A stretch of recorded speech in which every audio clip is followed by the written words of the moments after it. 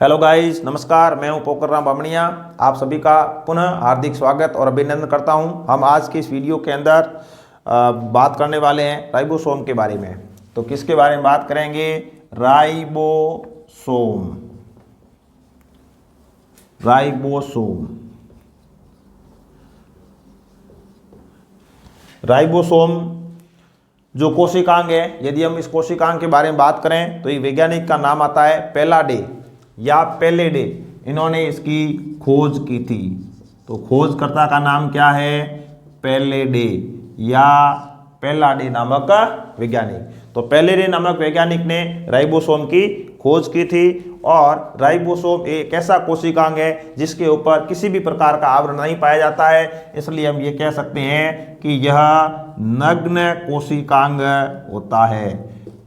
नग्न कोशिकांग होता है। इससे पहले हमने तारककाय के बारे में बात की थी। उस समय भी मैंने आपको बताया था कि तारककाय और राइबोसोम ये दो ऐसे कोशिकांग हैं जिनके ऊपर कोई आवरण नहीं पाया जाता, इसलिए इसको हम नग्न कोशिकांग कहते हैं या नेक्ड सेल ऑर्गेन भी कहा जाता है।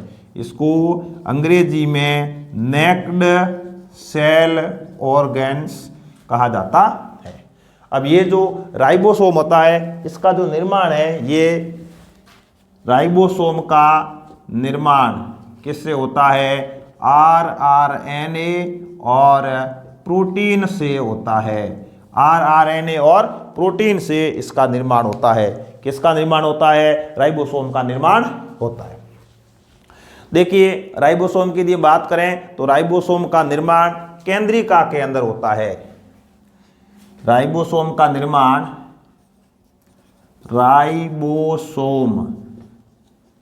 राइबोसोम का निर्माण कहाँ पर होता है? केंद्रिका में होता है। और केंद्रिका कहाँ पाई जाती है? केंद्रिका केंद्रक में पाई जाती है। केंद्रिका कहाँ पाई जाती है? केंद्रक के अंदर पाई जाती है। अब देखिए, यदि हम राइबोसोम की बात करते हैं तो राइबोसोम दो प्रकार के होते हैं। कितने प्रकार के होते हैं? दो प्रकार के होते हैं, 70S और 80S। यहाँ पर जो ये S है, S को हम अवसादन स्वेदबर्ग यूनिट या अवसादन गुणांक कहते हैं। अवसादन गुणांक या इसको स्वेदबर्ग यूनिट कहा जाता है या स्वेदबर्ग इकाई कहते हैं। तो देखिए, इस तरह से राइबोसोम में 70S, ये जो S है इसको अवसादन गुणांक या स्वेदबर्ग इकाई कहा जाता है। दो प्रकार का होता है। अब ये जो 70S प्रकार का है, यह राइबोसोम 70S प्रकार का जो राइबोसोम है, यह राइबोसोम कहाँ पाया जाता है? तो यह राइबोसोम 70S प्रकार का जो राइबोसोम है, यह राइबोसोम, देखिए, दो प्रकार का जो राइबोसोम है, यदि हम प्रोकैरियोटिक की बात करते हैं तो उसमें 70S प्रकार का पाया जाता है। और 80S प्रकार का जो राइबोसोम है, यह यूकैरियोटिक के अंदर पाया जाता है। तो यह राइबोसोम किसमें पाया जाता है? प्रोकैरियोटिक जीवों के अंदर या प्रोकैरियोटिक सेल में पाया जाता है, जबकि 80S प्रकार का है, ये यूकैरियोटिक सेल के अंदर पाया जाता है। अब 70S प्रकार का जो है, यह तो कंप्लीटली प्रोकैरियोटिक सेल के अंदर पाया जाता है, और 80S प्रकार का है, यह यूकैरियोटिक कोशिका में पाया जाता है। और यदि हम बात करें तो यूकैरियोटिक के अंदर, यूकैरियोट्स के अंदर जो माइटोकॉन्ड्रिया है, माइटोकॉन्ड्रिया और क्लोरोप्लास्ट, ये जो दो कोशिकांग हैं, इन दो कोशिकांगों के अंदर 70S प्रकार का राइबोसोम भी पाया जाता है। इसलिए हम ये कह सकते हैं कि 70S प्रकार का जो राइबोसोम है वो प्रोकैरियोटिक में भी पाया जाता है और यूकैरियोटिक में भी पाया जाता है। यूकैरियोटिक में किस में पाया जाता है? माइटोकॉन्ड्रिया और क्लोरोप्लास्ट के अंदर पाया जाता है।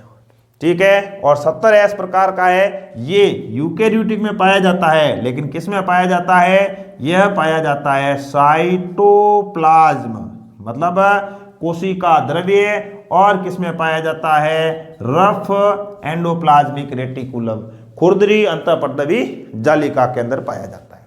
अब ये जो दो प्रकार के राइबोसोम होते हैं, इनकी उप इकाई होती है, राइबोसोम की उप इकाई, ये राइबोसोम की उप इकाई। अब उप इकाई में एक उप इकाई होती है, वो तो होती है बड़ी उप इकाई, दूसरी जो होती है वो होती है छोटी उप इकाई।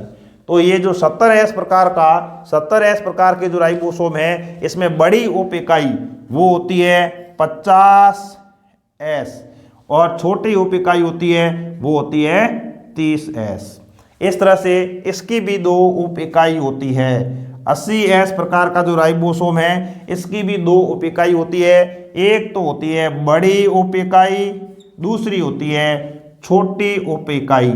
बड़ी उप इकाई को 60S कहा जाता है, इसको 40S कहा जाता है। तो इस प्रकार देखिए 80S प्रकार के राइबोसोम की दो उप इकाई है, 60S और 40S, जबकि 70S प्रकार का जो राइबोसोम है उसकी बड़ी उप इकाई 50S, छोटी है वो 30S प्रकार की होती है। अब देखो सामान्यतः ये जो उप इकाई होती है ये अलग अलग रहती है। सामान्यतः ये जो उप इकाई होती है, उप इकाई ये सामान्यतः पृथक पृथक पाई जाती है, लेकिन जब प्रोटीन का निर्माण होता है उस समय मैग्नीशियम 2+ आयन के कारण या इसकी उपस्थिति में प्रोटीन निर्माण के समय ये उप इकाई जुड़ जाती है। प्रोटीन निर्माण के समय उप इकाई आपस में जुड़ जाती है, उप इकाई जुड़ जाती है। तो ध्यान रखने की जरूरत है, दोनों उप इकाई कोशिका द्रव्य के अंदर अलग अलग पाई जाती है, लेकिन जब प्रोटीन का निर्माण होगा उस समय छोटी और बड़ी उप इकाई मैग्नीशियम आयन की उपस्थिति में जुड़ जाती है। जब ये दोनों जुड़ेगी तब प्रोटीन निर्माण का कार्य शुरू होता है। तो प्रोटीन निर्माण का कार्य जब शुरू होता है उस समय mRNA केंद्रक से कोशिका द्रव्य में आता है, और जब mRNA कोशिका द्रव्य में आएगा तो उस समय छोटी और बड़ी उप इकाई दोनों मैग्नीशियम आयन के कारण जुड़ती है और प्रोटीन निर्माण का कार्य शुरू होता है। इस प्रकार देखिए जो राइबोसोम होता है उसकी ये कार्य विधि संपन्न होती है। तो राइबोसोम हालांकि बहुत ही छोटा और नग्न कोशिकांग है, लेकिन एग्जाम की दृष्टि से बहुत ही इंपॉर्टेंट कोशिकांग राइबोसोम होता है। हमें किसी भी प्रकार की कंफ्यूजन में नहीं रहना है। राइबोसोम के बारे में कहीं से भी कैसा भी सवाल पूछा जाए, बोर्ड के ऊपर जितना मैटर लिखा गया है इसमें से ही पूछा जाएगा। यहाँ तक कि NEET, BSc nursing, first grade, second grade, प्रयोगशाला सहायक, किसी भी एग्जाम के अंदर कोई प्रश्न यदि राइबोसोम से रिलेटेड बनता है तो यहीं से बनेगा। देखो छोटे छोटे प्रश्न कई बनते हैं, मैं एक बार रिवीजन कर लेता हूं। सबसे पहले देखो राइबोसोम की खोज किसने की, पहला प्रश्न है पैलेडे। हालांकि ये उतना इंपॉर्टेंट नहीं है, खोज करता ज्यादा इंपॉर्टेंट नहीं है, ये इंपॉर्टेंट है नग्न कोशिकांग होता है। नग्न कोशिकांग ये और तारकाय दोनों आप ध्यान रखना, ये दोनों ही नग्न कोशिकांग होते हैं, इसके ऊपर किसी भी प्रकार का आवरण नहीं पाया जाता है।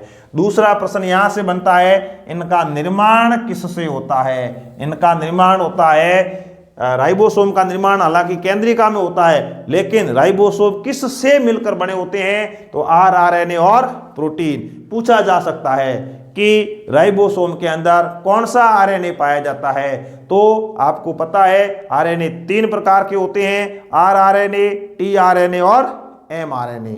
तो यहां पर कौन सा RNA पाया जाता है, rRNA पाया जाता है। अब ये इसका निर्माण कहां पर होता है? केंद्रिका में होता है। अब यहां पर देखो S का मतलब क्या हुआ? अवसादन गुणांक या स्वेद वर्ग यूनिट। एक बिंदु इंपॉर्टेंट है, आपको मन लगाकर पढ़ना है, मन लगाकर पढ़ोगे तो ये सब चीजें याद होती है।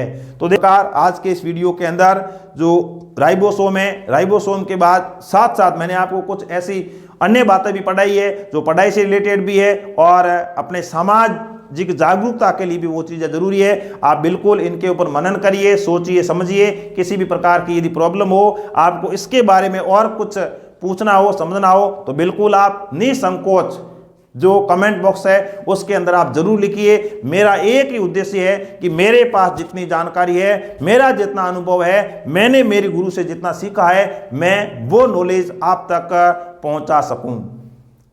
तो आज के वीडियो में बस इतना ही। मिलते हैं नए वीडियो में नए बिंदु के साथ, नए किसी सामाजिक मुद्दे के साथ। तब तक के लिए आप सबका धन्यवाद। जय हिंद, जय भारत।